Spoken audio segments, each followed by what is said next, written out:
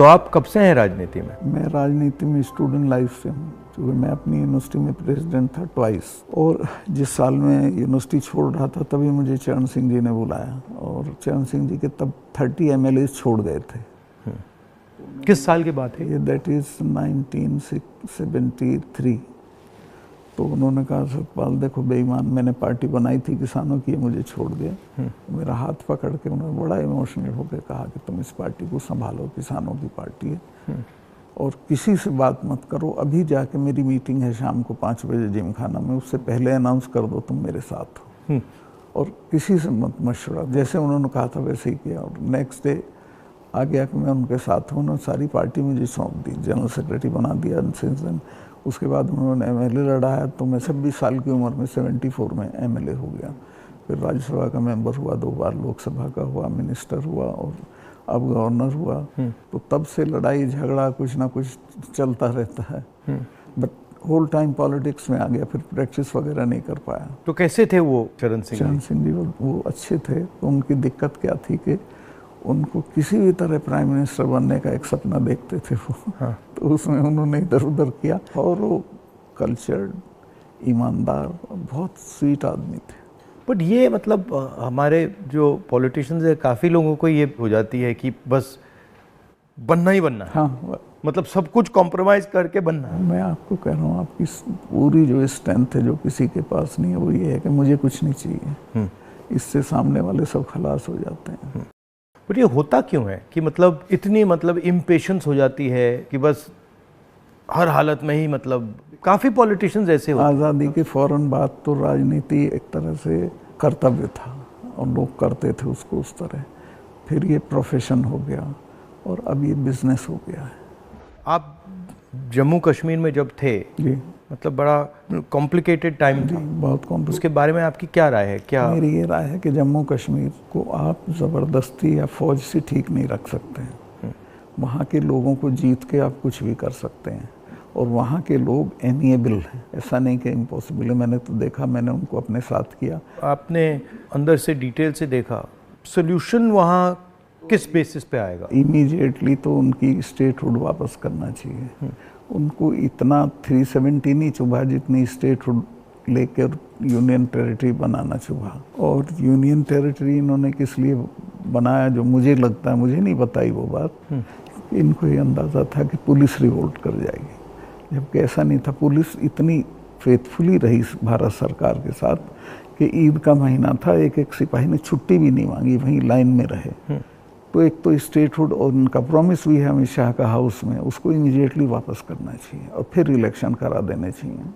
But जब मैं जम्मू गया, ये जम्मू के लोगों को भी ये लगता है कि हमारा मतलब स्टेटहुड ले लिया। हाँ, उससे तो वो भी खुश नहीं है। सबसे ज़्यादा वही चीज़ चुभी है। तो ये मतलब कर क्यों नहीं रहे इसको? पता नहीं, मेरी बात हुई, मैंने कहा वापस कराइए, तो बोला कह दिया होगा, क्या जरूरी है वापस कराना, चल तो रहा है सब ठीक। कहाँ ठीक चला, सारी इंसर्जेंसी वापस आ गई है, टेररिस्ट एक्टिव हो गए। अब तो काफ़ी घटनाएं हो रही हैं। अब तो जगह जगह हो रही हैं। राजौरी में रोज़ होता है, ऊपर कश्मीर वैली में रोज़ कुछ ना कुछ होता है। आपकी क्या राय है उसके बारे में, पुलवामा के बारे में? पुलवामा के बारे में मैं ये तो नहीं कहता इन्होंने कराया, बट पुलवामा में इन्होंने उसको इग्नोर किया और पॉलिटिकल इस्तेमाल किया अपने लिए, क्योंकि उसमें इनकी स्पीचेस हैं जिसमें ये कहता है कि जब वोट देने जाओ तो पुलवामा की शहादत को याद रखना। जैसे ही मैंने पुलवामा के बारे में सुना, मुझे पता लगा कि हमारे जो शहीद हैं एयरपोर्ट आ रहे हैं जी, तो मैं सीधा एयरपोर्ट गया। हमारी सिक्योरिटी वालों ने मुझे कहा कि नहीं नहीं नहीं आप मत जाइए, मगर मैंने कहा मैं जा रहा हूँ। तो मैं एयरपोर्ट में चला गया, और एयरपोर्ट में उस टाइम मुझे कमरे में बंद कर दिया, और मुझे कहा कि देखिए आप कमरे से नहीं निकल सकते। मैंने कहा मतलब? तो उधर वो सब शहीद आए थे, वहाँ पे आर्मी के लोग थे, प्रधानमंत्री आ रहे थे, और मुझे मतलब लिटरली चाबी से बंद किया कि आप बाहर नहीं जा सकते। मैंने सिक्योरिटी वालों से बोला ये मतलब ऐसे कैसे कर सकते हैं, और फिर लड़के मैं वहाँ से निकला। तो मुझे लग रहा था कि एक पूरा वहाँ पे शो सा क्रिएट हो रहा था। हाँ, वो था ही। वो प्रधानमंत्री को श्रीनगर जाना चाहिए था, राजनाथ सिंह आए थे, मैं था, हम लोगों ने श्रद्धांजलि दी थी। प्रधानमंत्री को उसी दिन जाना चाहिए था। नहीं, मगर मुझे उसमें क्या शौक लगा कि ऐसे लग रहा था कि एक कोई बड़ा इवेंट सा हो रहा है। ना इसके लिए और वहाँ पे प्रधानमंत्री आए हैं और ये पूरा मतलब जैसे देश को दिखा रहे हैं कि भैया देखो, काफ़ी डिस्टेस्टफुल सा था। जिस दिन ये हुआ तो ये नेशनल कॉर्बेट पार्क में शूटिंग करा रहा था अपनी, तो ये अवेलेबल, मैंने 3-4 बार कोशिश की, मिला ही नहीं मुझको। 5 या 6 बजे इसका फ़ोन आया, हाँ सतपाल भाई क्या हुआ? मैं कहा हमारे इतने लोग मर गए हैं और हमारी गलती से मरे। तो बोला नहीं नहीं चुप रहना, अभी कुछ नहीं बोलना इस पर। फिर 1 घंटे बाद ये डोभाल जो मेरा क्लास फेलो रहा लॉ में मेरठ में, तो इसका फ़ोन आया, सतपाल भाई आप बोल दी। मैं 2 चैनल को बोल चुका था ये बात, तो इन्होंने कहा नहीं नहीं कुछ नहीं बोलना है इस पर। मैं कहा ठीक है, मैं समझा कुछ जांच वाँच कराएंगे, उस पर असर पड़ेगा। कुछ भी नहीं। तीसरे दिन इनका आ गया कि ये पुलवामा की शहादत को याद रखो और अब हम बालाकोट करेंगे, ये करेंगे, वो करेंगे। और अभी तक उसमें कुछ नहीं हुआ? कुछ नहीं, करना भी नहीं है इसको। पुलवामा के शहीद जिस तरह हुए थे इसलिए हुए कि उन्होंने 5 एयरक्राफ्ट मांगे थे। अगर वो मेरे से मांग लेते तो मैं इमीडिएटली कर देता। मैं तो वहाँ स्टूडेंट्स जब जम्मू में फंस जाते थे बर्फ में, उनको एयरक्राफ्ट से, क्योंकि दिल्ली में एयरक्राफ्ट इमीडिएटली मिलता है किराए पे। 4 महीने तक एप्लीकेशन उनकी पड़ी रही होम मिनिस्ट्री में, और 4 महीने बाद वो खारिज कर दी कि नहीं देंगे। तब वो सड़क से चले। इतना बड़ा, मतलब 4 महीने के लिए वो चले ही नहीं? चले ही नहीं, इसलिए कि वो सड़क से चलना बिल्कुल इनसिक्योर होता है, वो उनके उसमें नहीं है सिस्टम में। 5 जहाज मांगे थे उन्होंने, वो नहीं दिए। 4 महीने तक लटकाए रखे। और तो 4 महीने के लिए क्या होल्ड पे थे? क्या होल्ड पे थे सब? मेरे सामने नहीं आई। अगर मेरे सामने आई होती तो मैं उसमें कुछ करता। That was between CRP and home ministry. लेकिन ये थी कि अटैक हो सकता है। इसके अलावा वो जो गाड़ी टकराई थी वो 10 दिन से घूम रही थी वहाँ, पूरा आप समझिए कि भरी हुई विस्फोटक से। वो कैसे, मतलब इतना एक्सप्लोसिवली कैसे, मतलब ऐसे घूम रही थी? सिस्टम नहीं था ठीक से।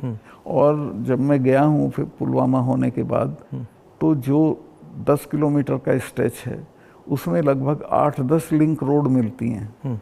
एक भी सैनिटाइज नहीं थी उस दिन। बल्कि हम तो जब अपनी पुलिस को भेजते थे कश्मीर की, तो पूरी रोड पे सिविल ट्रैफिक बिल्कुल रोक देते थे, सैनिटाइज कर देते थे, तब भेजते थे। ना हाईवे सैनिटाइज था, ना वो लिंक रोड। और लिंक रोड जहाँ हाईवे में मिलती है वहाँ रिवाज ये है कि वहाँ एक जिप्सी खड़ी होनी चाहिए जो उसे रोक दे कि नहीं भाई ये काफिला चला जाए सीआरपी का, तब जाना। ब्लॉक कर कुछ नहीं था, there was nothing like that. तो जब आप वहाँ गए, जैसे पॉलिटिक्स में हम ऐसी घटनाओं में जाते हैं, तो जब हम कहीं पहले पहुँचते हैं, कोई माइंड में कोई फीलिंग आती है, तो इसमें आपकी क्या फीलिंग आई थी जब आप पहली बार वहाँ गए? आप मेरा यकीन करेंगे, आई वॉज इन टीयर्स। और मैंने इसको फ़ोन किया, मुझे नहीं मिला। जब 5 बजे मेरी बात हुई तो मैंने कहा हमारी गलती से हुआ ये। तो बोला नहीं नहीं इस पर आपको चुप रहना है। मैं चाहता था कि कुछ सर इसमें कटने चाहिए जिनकी जिम्मेवारी थी। कुछ भी नहीं, किसी का नहीं, कुछ नहीं हुआ। उसको इलेक्शन के लिए यूज़ करना चाहते थे कि ये पाकिस्तान ने किया, हमारे जवान मारे और अब हम हराएंगे। भारत जोड़ो यात्रा में हम वहीं से निकले, एक्चुअली साइट से निकले, पुलवामा से। तो मुझे ये लग रहा था कि जो आपने बोला कि ऐसी जगह पे, स्ट्रेटेजिक जगह पे इतना एक्सप्लोसिव कहाँ से आ गया, कैसे आया, वो मेरे दिमाग में क्वेश्चन था। सारा पाकिस्तान से आया था, बट इतना 600-300 किलो। हाँ, ये बॉर्डर तो हमारा पोरस है, और ये इतना एक्सप्लोसिव इंडिजिनसली प्रोक्योर करते तो वो बात फैल जाती। ये 10-12 क्विंटल तो आया हुआ था, उसमें से ये गाड़ी पूरी भरी थी एक्सप्लोसिव से। और बताया मुझे जब मैं गया कि साहब ये तो 10-12 दिन से घूम रही थी गाड़ी। जो गाड़ी चला रहा था उसका भी, मालिक का, दोनों का टेररिस्ट रिकॉर्ड था। दोनों कई बार गिरफ्तार हो लिए थे, फिर छूट गए थे, फिर गिरफ्तार हुए थे, फिर छूट गए थे। अच्छा, तो उन पर कोई निगाह नहीं थी इंटेलिजेंस एजेंसीज की। यहाँ मीडिया में, मतलब मैं देख रहा था, यहाँ पे इतना बड़ा कास्ट सेंसस का मुद्दा है, बट अब आजकल बस इजराइल कास्ट सेंसस को नहीं दिखा। मतलब जो, चाहे वो अदानी हो, चाहे वो कास्ट सेंसस हो, जो ज़रूरी बातें हैं उसका कुछ नहीं होगा, मगर इजराइल हो, बॉलीवुड हो, क्रिकेट हो, उस पर चलते जाएंगे। अदानी तो आपने इसके चिपका दिया, वो तो छूटेगा नहीं। गांव-गांव चला गया अदानी का। और लोग ये कहते हैं अदानी के यहाँ इसी का रुपया है। हाँ, वो 20,000 का आपने उठाया था, 20,000 को इतना बड़ा इन्वेस्टमेंट कहाँ से आएगा? कल ही एक स्टोरी आई है कि ये कोयले के प्राइस इन्फ्लेट कर रहा है। वहाँ से इंडोनेशिया से कोयला नाव में जाता है और यहाँ पहुँचते उसकी प्राइस इन्फ्लेट हो जाती है, और फिर लोगों को बिजली के लिए ज़्यादा रेट देना पड़ता है, मगर वो भी मीडिया ने कहीं नहीं उठाया। मुझे खबर ये दी गई कि जिस दिन मैं ये करण थापर का इंटरव्यू किया, इन्होंने बुला के सब चैनल्स को कहा कि खबरदार कोई रिपोर्टिंग नहीं होगी, और अतीक अहमद का केस हो गया और उसको 10 दिन तक हेडलाइन। जब मैंने वो देखा, मैंने अपनी बहन से कहा कि ये जो आपने पुलवामा की बात की है, इसके कारण ये किया गया है, हाँ, टोटल डिस्ट्रैक्ट करने के लिए। मैंने नोटिस किया जब आपने पुलवामा की बात की तो ये सब डर गए थे, लेकिन अतीक अहमद ने उसको 10 दिन तक खत्म कर दिया, ओवरशैडो कर दिया। बिल्कुल। भारत जोड़ो यात्रा में मुझे एक बात समझ आई कि कितना भी मीडिया पे कंट्रोल हो, अगर आदमी डायरेक्ट जनता के पास जाता है, हाँ, तो फिर कोई नहीं, तो नहीं चलता। जनता ओनली आंसर है, जनता के पास जाना। और अगर आप जनता के पास जाते हैं तो बहुत जल्दी जनता को बात समझ आ जाती है, वो टाइम नहीं लगता। नहीं, जनता तो अवेयर है देश में, ऐसा नहीं उन्हें मालूम नहीं है, बट उन पे कोई प्लेटफॉर्म नहीं है, कहाँ कहें, किसको कहें। उनके रिप्रेजेंटेटिव भी ऐसे ही गए गुजरे हैं सब। पहले मैंने पार्लियामेंट में स्पीच दी कास्ट सेंसस के बारे में। जब मैं इसकी रिसर्च कर रहा था, मैंने देखा कि हमारे सब इंस्टीट्यूशंस में, चाहे वो मीडिया हो, ब्यूरोक्रेसी हो, जो ओबीसी वर्ग है, जो दलित वर्ग है, जो ट्राइबल वर्ग है, उनका कोई रिप्रेजेंटेशन नहीं है। मतलब आप बिलीव नहीं कर सकते, मीडिया में चाहे आप सबसे बड़े मीडिया हाउसेस देख लीजिए या सारे जो एंकर्स हैं, सारे रिपोर्टर्स देख लीजिए, इसमें एक ओबीसी नहीं है, एक दलित नहीं है, एक ट्राइबल नहीं है। इसके बारे में आपकी क्या राय है? नहीं, मैं तो चूँकि लोहियाइट रहा हूँ, तो लोहिया ने एक बार कहा था कि मुझे कमेटी बनानी थी गोवा की आज़ादी की, तो मैं जब भी कमेटी बनाऊँ उसमें 48% अपर कास्ट आ जाते थे, नाम मांगूँ तो भी वही आते थे। तो ये सिस्टम बन गया है यहाँ का। इसको चेंज करने का आपकी राय क्या है? एक तो इसको कंपलसरी करना पड़ेगा, भाई इतने % हो, जैसे नौकरियों में हो गया उस तरह से, और दूसरे उन वर्गों में थोड़ा चेतना बढ़ानी पड़ेगी, भाई तुम इन पेशों में आओ। बट इसमें इंटरेस्टिंग बात यह है कि जो स्थिति है एक्चुअली इंस्टीट्यूशनल स्ट्रक्चर में हिंदुस्तान में, उसके डिटेल्स ओबीसी वर्ग को भी नहीं मालूम, दलित वर्ग को भी नहीं मालूम। आपने थोड़ा, मतलब मैंने तो थोड़ा सा छुआ है, बट एक्चुअली किसी को नहीं मालूम, पता ही नहीं है। सही कह रहे हैं। क्यों? क्योंकि पूरा जो इन्फॉर्मेशन का सिस्टम है उसमें कोई ओबीसी नहीं है, कोई दलित नहीं है, कोई ट्राइबल, वो भी उन्हीं के हाथ में है। तो एक प्रकार से लाउड स्पीकर ऑन कर देते हैं और इतना लाउड करते हैं कि कोई कुछ बोल नहीं सकता है। जैसे आपने पुलवामा की बात की, कास्ट सेंसस की बात की, अदानी की बात की, बस loud speaker, Modi ji loud speaker on कर देते हैं और जितना चिल्लाना चाहो चिल्लाओ, कुछ नहीं होता। कुछ दिन पहले मैं दिल्ली में 3-4 घंटे बढ़इयों के साथ काम किया, तो वो मुझे बता रहे थे कि हम सोफ़ा बनाते हैं, चेयर बनाते हैं, टेबल बनाते हैं, मगर जिस शोरूम में वो बिकता है उसमें हम जा नहीं सकते। मतलब काम हमारा, मेहनत हमारी, मगर फल हमारा नहीं। और कितना गुना एनहांस करके पैसा लेते हैं उसका। इनको तो कुछ मिलता नहीं गरीबों को। ये बहुत ही एक्सप्लॉयटेटिव सिस्टम है। तो अगर आप जीएसटी देखें, जीएसटी भी इनडायरेक्ट टैक्स है, उसमें छोटे व्यापारी, किसान, मजदूर वो टैक्स भरते हैं। डिमोनेटाइजेशन भी उनके खिलाफ हथियार था। किसान आंदोलन में तो आपने काफ़ी कमेंट किया है, वो भी मतलब उनके घर में से पैसे निकालने का तरीका था। नहीं, वो तो इनका मैं बताता हूँ, अगर आप नहीं हटाओगे इस बार तो खेती को तो ये पूरी तरह खत्म, मतलब किसान छोड़ के भाग जाएगा और ये कॉरपोरेट को दे देंगे। इनका ये इरादा है। मैं तो खेती करता था। मेरे गांव में पूरी यूपी की सबसे बड़ी काश्त थी। एक हमारे चचा थे, उनके पास 2500 बीघा ज़मीन थी। और आज मैं जाता हूँ तो सब के लड़के शहर में आ गए हैं, क्योंकि एजुकेशन नहीं है, हेल्थ सर्विसेज नहीं है और सिक्योरिटी नहीं है, तो वो बटाईदार को देके वो धीरे धीरे ख़त्म हो जाएगी खेती। खेती को ख़त्म करेंगे, फौज ख़त्म करी दी से ये ला के अग्निवीर में कौन इतने से अरसे के लिए अपनी जान देगा। तो ये शने शने सब लोगों को, ये हर इंस्टीट्यूशन को पकड़ के ख़त्म कर देते हैं। इनके मतलब इमीडिएटली ये, चाहे वो सेना हो, सरकार हो, ब्यूरोक्रेसी हो, इलेक्शन कमीशन, जैसे इनके हाथ पड़ता है वो अपने लोगों को बैठा के कुछ ना कुछ उल्टा। मैं आप एक स्टडी करा लीजिए, सेंट्रल यूनिवर्सिटी के जो वाइस चांसलर्स हैं पिछले 1 साल में लगे हैं, वो 100% वो हैं जिनके संघ से कनेक्शन थे। उसके बिना आप कोई नौकरी नहीं पा सकते हैं आज, और सेंट्रल यूनिवर्सिटी की तो बिल्कुल नहीं पा सकते हैं। और जो इंटर कॉलेज के प्रिंसिपल होने लायक भी नहीं थे, वो वीसी लगे हुए हैं सब जगह। मतलब इनका शिक्षा का सिस्टम नहीं रहा, अब कंट्रोल का, माइंड कंट्रोल का सिस्टम बनाने की कोशिश। आपके मुताबिक इम्प्रूवमेंट लाने का क्या तरीका है? देखिए, सबसे बेसिक सवाल है कि किसान को उसकी फसल का दाम सही नहीं मिलता है, और उसके चलते वो हर साल गरीब होता जाता है। जो एक फसल का दाम पिछले साल था, खाद का और बाकी चीज़ों का जो दाम था, उसकी तुलना में इस साल में और फ़र्क हो जाता है। तो उसकी परचेजिंग पावर हर साल कम होती चली जाती है और उसे पता नहीं चलता। ही डजंट नो कि मैं गरीब हो रहा हूँ, लेकिन वो गरीब हो जाता है क्योंकि उसके जितना एक मन गेहूं में पिछले साल खाद खरीद सकता था, इस साल नहीं खरीद सकता, इस साल ज़्यादा गेहूं देना पड़ेगा। तो वो जो उसकी परचेजिंग पावर कम होती है, उसको एहसास ही नहीं है, पता भी नहीं चलता है। तो वो तो मैंने देखा, जब पब्लिक मीटिंग्स में बताते तो कहते हैं हमें तो पता ही नहीं था ये। मैं कहा भाई तुम्हें पता ही नहीं, तुम गरीब हो रहे हो। तो उन्हें सुन के बुरा लगता है। फिर मैं समझाता हूँ, बताओ पिछले साल इतने गन्ने में कितना सामान खरीदते थे, इस साल कितना खरीदते हो। तो सबसे पहले है कि जो पैरिटी ये है एमएसपी, इसको लागू करना चाहिए। एमएसपी में ये नहीं कि सरकार सारी फसलों का एमएसपी दे, लेकिन एमएसपी करने से बाज़ार गिरेगा नहीं। और एमएसपी है इसलिए कि बाज़ार एक ख़ास जो आपने दाम तय किया उससे नीचे गिरेगा तो सरकार इंटरवीन करेगी।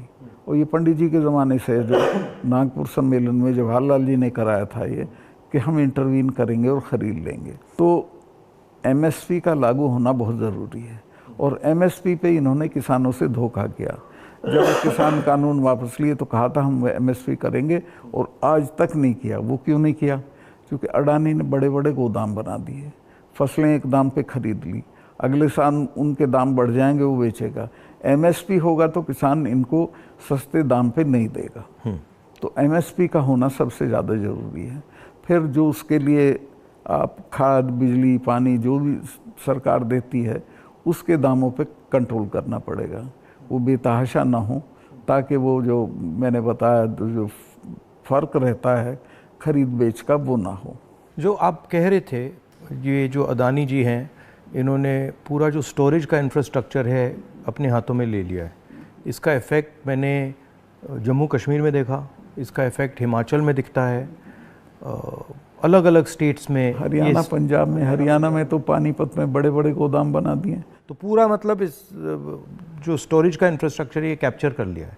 तो फिर जब भी ये प्राइसेस को मतलब ऊपर नीचे फाइन ट्यून करना चाहते हैं, कर देते हैं, तो ये किसानों को मतलब नुकसान, डायरेक्ट नुकसान पहुंचाते हैं। जब तक इनके खिलाफ हल्ला बोल नहीं होगा तब तक सुधरेंगे नहीं, या फिर सरकार बदल जाए। अभी तो इन्हें टोटल प्रोटेक्शन है। मगर मैंने देखा है कि जनरली सरकारों के पास जो किसान का जो स्टोरेज की कैपेबिलिटी होती है, उसके बारे में सरकारें ज़्यादा नहीं सोचती हैं। वो ज़्यादा नहीं, बिल्कुल नहीं सोचती। आप नॉर्थ ईस्ट में भी थे? हाँ, मेघालय में। वो मुझे पनिशमेंट पोस्टिंग दी गई थी गोवा के बाद, क्योंकि गोवा में मैंने करप्शन के बारे में बहुत बोला था।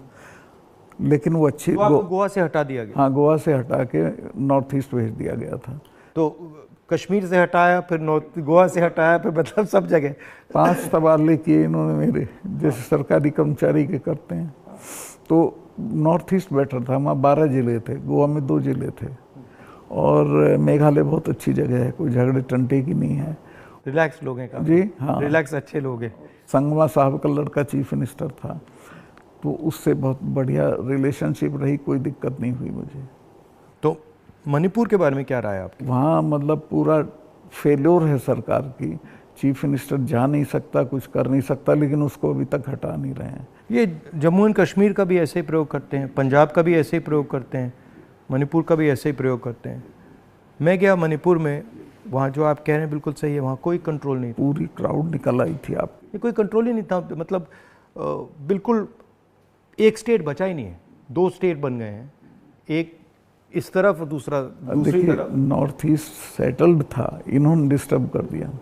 सब जगह ये कुछ ना कुछ मतलब अपना करते रहते हैं। और 6 महीने की बात है, मैं लिख के दे रहा हूँ, बिल्कुल नहीं आएंगे पावर में। नहीं, एक्चुअली अगर ज़मीन पे जाएं तो बहुत नफरत है लोगों को, बहुत शदीद, पूछिए मत आप। मुझे लगता है कि हिंदुस्तान की राजनीति में आज दो विचारधाराओं की लड़ाई है, एक आरएसएस गांधी वाली, एक आरएसएस और एक गांधी वाली, और दोनों एक प्रकार से हिंदुइज्म के एक्सप्रेशन हैं। दोनों एक विजन है हिंदुइज्म का, एक अहिंसा का, एक भाईचारे का, और दूसरा जो आरएसएस का, जिसको मैं डिस्टॉर्टेड विजन कहता हूँ, वो नफ़रत का, हिंसा का। तो इस फाइट के बारे में आप क्या सोचते हैं? मेरा यही सोचना है कि हिंदुस्तान कंट्री के तौर पे तभी सरवाइव करेगा जब वो लिबरल हिंदुइज्म के रास्ते पे चलेगा, जो गांधी का विजन है। गांधी ने ऐसे ही नहीं कहा था, गांधी ने इस देश को जितना समझा था किसी ने नहीं समझा था। वो गांव-गांव गए थे, जगह जगह गए थे, और वो इस नतीजे पे पहुंचे थे कि नहीं, बाकी बातें बेकार हैं, ये ठीक है रास्ता। तो हिंदू का जो लिबरल हिंदू थॉट है वही रहेगा तो देश सरवाइव करेगा, वो टुकड़े टुकड़े हो जाएगा अदरवाइज।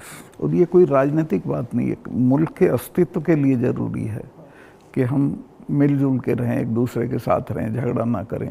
नहीं, झगड़ा होगा तो मुल्क ही नहीं रहेगा ना। हाँ बिल्कुल, तो मुल्क का मतलब ही है कि मतलब भाईचारे से मिलजुल के रहें जी, मिलजुल के लोग रह रहे हैं। तो आपका मतलब काफ़ी सालों से इस लड़ाई में आपका एक्सपीरियंस रहा है, और आप मतलब बहुत सालों से आरएसएस से लड़ रहे हैं। तो आपकी मतलब सजेशंस, राय क्या है? मेरी राय ये है कि अपने लोगों में ये प्रचारित हो ठीक से गांधी का, कांग्रेस का जो विजन है कि ये हम क्यों इनसे डिफरेंट हैं, ये क्या चाहते हैं, वो क्यों आपके हक में नहीं है, ये पॉलिटिकल लोग भी नहीं बोलते हैं, उनको ये बोलना चाहिए। और जो आप कह रहे थे, जो क्रिस्टलाइजेशन होना चाहिए पॉलिटिकल लोगों की माइंड में कि भाई ये अब ये राजनीतिक लड़ाई नहीं है, अब ये आइडियोलॉजिकल लड़ाई है, वो क्रिस्टलाइजेशन इतना हो नहीं रहा है। वो नहीं हो रहा है, क्योंकि देखिए हिंदुस्तान का आदमी जो पॉलिटिक्स में एक्टिव है वो राजनीति तक और अपने तक एक्टिव है। वो एक तो पहले तो देश के बारे में उस तरह नहीं सोचता जैसे सोचना चाहिए, और वो जो ब्रॉडर इश्यूज हैं उन पे राय नहीं बनाता है, राय जाहिर नहीं करता है, उस पर खड़ा नहीं होता है। तो वो हम पॉलिटिकल लोगों को करना पड़ेगा। और इसमें यह भी है कि जो, जैसे मैंने कहा कि इंफॉर्मेशन का सिस्टम जो है आसानी से राय बनाने भी नहीं देता है, जो डिस्ट्रैक्ट करता रहता है। तो इंफॉर्मेशन का सिस्टम तो वन वे हो गया है, उसमें आपकी बात तो आएगी नहीं, जो दूसरी बात है वो आएगी। और लेकिन एक अच्छी चीज़ हुई है कि लोगों ने टीवी देखना बंद कर दिया, भरोसा चला गया है। इस वक्त हम लोगों की एक ही स्ट्रेंथ है, दैट इज सोशल मीडिया। हम लोगों की बात सोशल मीडिया से फैलती है। ये उसको भी रोकने के सिस्टम ढूंढ रहे हैं, कैसे रोका जाए, वो अभी नहीं हुआ है, लेकिन वो हमारी स्ट्रेंथ है। जो प्रिंटेड मीडिया है, इलेक्ट्रॉनिक है, सबको इन्होंने कंट्रोल कर दिया, वन साइडेड कर दिया। लेकिन अच्छी बात यह कि लोग भी उसको समझ गए हैं, तो इनकी बात को यकीन नहीं करते, वो कहते नहीं ये तो गड़बड़ है। आपने कहा कि सोशल मीडिया में मतलब हमारा थोड़ा सा असर है, बट मेरे अकाउंट्स को तो पूरा सप्रेस किया जाता है, जैसे चाहे वो मेरी यूट्यूब हो, फेसबुक हो। नहीं, आपके होगा, पर आपके समर्थन में जो लोग करते हैं वो उसे नहीं रोक सकते। मगर जो वही है आपकी स्ट्रेंथ। जो सेंट्रल मेरा अकाउंट है उसको तो पक्का रोकते, मेरा यूट्यूब अकाउंट को तो पूरा दबा रखते। मेरा भी कुछ नहीं है, कहीं कुछ नहीं आता है, लेकिन जो हम लोगों के पक्ष में बात बोलते हैं वो फैलती है। मैंने देखा है कि जब भी सरकार पे कोई प्रेशर आता है, जैसे अगर कास्ट सेंसस की बात हो, अदानी की बात हो, एमएसपी की बात हो, किसानों की बात हो, तो ये कोई ना कोई गिमिक निकाल देते हैं। और अभी मैंने देखा कि जब मैंने पार्लियामेंट में अदानी की स्पीच दी तो सबसे पहले टीवी ऑफ कर दिया, उसके बाद मुझे पार्लियामेंट से निकाल दिया, और फिर स्पेशल सेशन की बात हुई, उसके बाद स्पेशल सेशन के अंदर भारत या इंडिया का डिस्कशन की बात हुई, और फिर एंड में विमेंस बिल की बात हुई, और विमेंस बिल भी वैसा कि वो 10 साल में आएगा, आज नहीं आएगा ही नहीं कभी। तो ये इनका ये तरीका जो है, चाहे वो पुलवामा हो, विमेंस बिल हो, डिस्ट्रैक्ट करने का इनका बहुत इफेक्टिव तरीका है। 2-3 चीज़ें हैं प्रधानमंत्री की। एक तो ये किसी भी चीज़ को वो बना देता है इवेंट, छोटी छोटी चीज़ का, और उसका अपने पक्ष में इस्तेमाल कर लेते हैं। वीमेंस बिल का भी इसने यही किया, औरतों को कुछ मिल नहीं रहा है और एहसास ये करा दिया, पता नहीं कितना बड़ा काम कर दिया। हाँ हाँ, मतलब शो बहुत ग्रैंड शो होता है। जैसे वो पार्लियामेंट की बिल्डिंग, नई बिल्डिंग में जा रहे थे तो कॉन्स्टिट्यूशन को हाथ में पकड़ के पूरा मतलब ड्रामा। नई बिल्डिंग वाला इसकी कोई ज़रूरत नहीं थी, पर उनको पत्थर लगवाना था कि मैंने बनवाई थी एक पार्लियामेंट। लेकिन वो हर चीज़ को उसी तरह से बहुत मैग्लोमैनियक की तरह करते हैं। जैसे पुराना हाउस है, उसमें अगर आप एक्सपेंशन करना चाहते हैं तो सेंट्रल हॉल में आप लोकसभा डाल दीजिए, लोकसभा में आप राज्यसभा डाल दीजिए, हो गया काम। मतलब सेंट्रल हॉल में मतलब वो बिल्डिंग तो उसकी अगर केयर हो भी कई सौ साल चलेगी। हाँ, तो बिल्कुल। और अगर आपको सेंट्रल हॉल चाहिए तो एनेक्सी में सेंट्रल हॉल कर देते। बिल्कुल। तो प्रॉब्लम ही नहीं थी, बट प्रॉब्लम क्रिएट करके, शो करके पूरा मतलब, इससे देश को काफी नुकसान होता है। क्योंकि नुकसान होता है, लेकिन एक अच्छी चीज़ ये है कि लोग इसको समझ रहे हैं। लोग ना समझें तो दिक्कत है, लोग हर चीज़ समझ रहे हैं। मैं तो बिल्कुल नीचे तक जाता हूँ, वो सब बोल रहे हैं इस चीज़ को कि साहब इसको करना वरना कुछ नहीं है, ये ऐसे ही करता रहता है। और एक्चुअली जब मैं इनके भाषण सुनता हूँ और इनकी जो पॉलिसीज़ देखता हूँ तो एक्चुअली डेप्थ नहीं है, डिटेल में नहीं जाते। ज़रूरत नहीं है उसको सिर्फ रूल करना है, कोई इम्प्रूवमेंट नहीं करना, कोई चेंज नहीं करनी है, सिर्फ राज करना, जिसे बोलते हैं ना बहुत क्रूड लैंग्वेज में, सारा राज है, राज करना है, दैट्स ऑल। और वो उस तरह से जो जवाबदेही जनता के लिए होती है वो महसूस भी नहीं करते हैं। आपने काफ़ी बहादुरी के साथ जो पुलवामा के बारे में बोला, आपने जो अदानी के बारे में बोला, किसानों के बारे में बोला, तो फिर आपको धमकाया गया, सीबीआई इंक्वायरी कराएगी, सब शुरू हो गया, पूरा इनका सिस्टम चालू हो गया। आप हैरत करेंगे, ये कानून है कि जो शिकायत करता है उसको सज़ा नहीं दी जाती है। मैंने शिकायत की जिनकी की, उनका आज तक इंटरोगेशन नहीं हुआ। मेरे यहाँ 3-3 बार आ गए, मेरे स्टाफ के लोगों के फ़ोन ले गए सीबीआई वाले। मैंने कहा भाई तुम कुछ कर लो, मेरा कुछ नहीं बिगाड़ सकते, मैं तो फ़कीर हूँ, मेरे बिना कुछ है। तो तंग आ गए वो, लेकिन करना पड़ा। फिर यही कहते थे लास्ट में, साहब नौकरी कर रहे हैं मुकदमा। वो मुझे भी यही कहते थे कि भाई आप छोड़िए, मतलब हमें दबाया जा रहा है, हमें करना पड़ रहा है, इसमें कुछ है नहीं।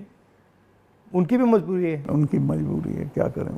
हम बात कर रहे हैं तो इसके बाद में आप पर भी थोड़ा आक्रमण करेंगे। जब भी हम किसी से बात करते हैं एकदम आक्रमण शुरू हो जाता है उन पर। हाँ नहीं करेंगे, मेरे पे तो करते रहते हैं, ज़्यादा दिक्कत नहीं, आपको कोई फर्क नहीं पड़ता। थैंक यू, बहुत अच्छा लगा, हमें बहुत अच्छा लगा, थैंक यू।